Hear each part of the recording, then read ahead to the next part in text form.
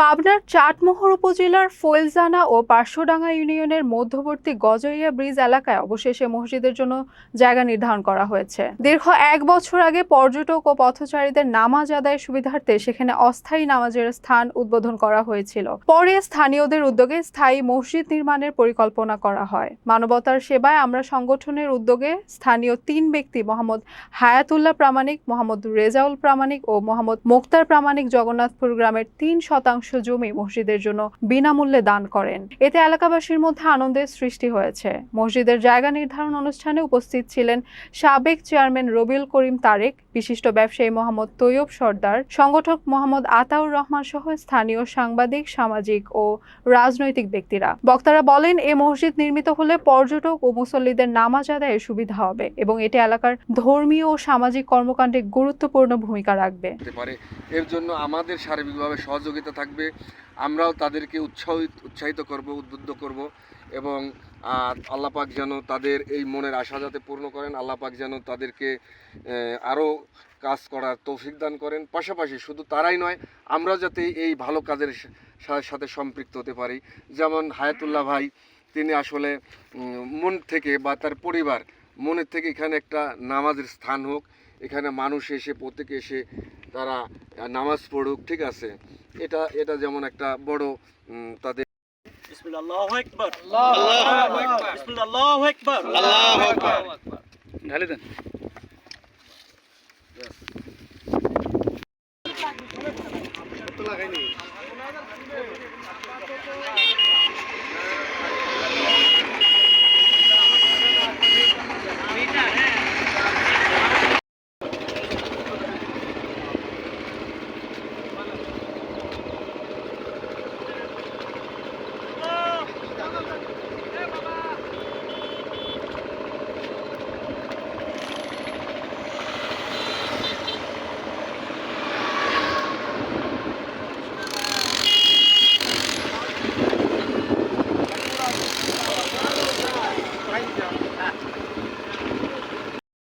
বিসমিল্লাহির রহমানির রহিম। পরম করুণাময় আল্লাহ তাআলার নামে শুরু করতেছি। আসলে আজকে আমি বড়ই আনন্দিত।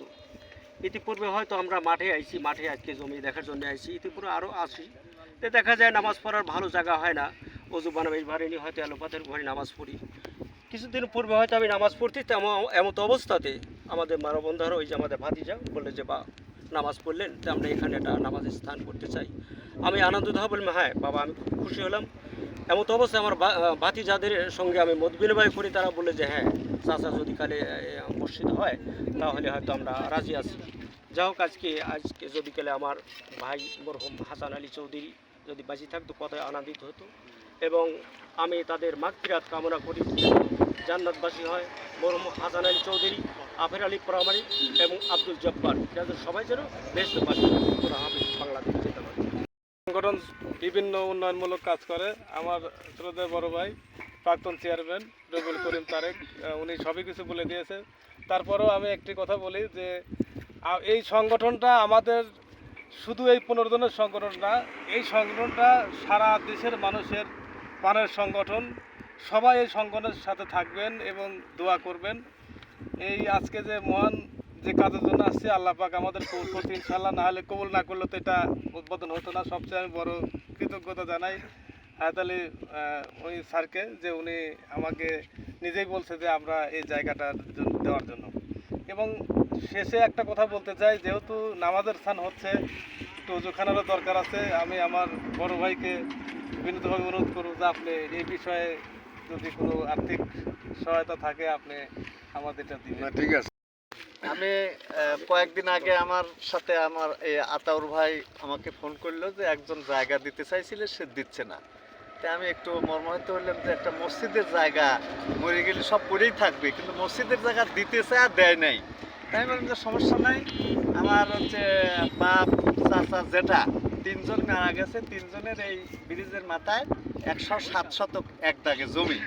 তে আমার 3 শরীকের সাথে কথা বলি, যদি ওরা না দেয় প্রয়োজনে আমার 3 শতক জায়গা মসজিদের নামে আমি লিখে দেবো।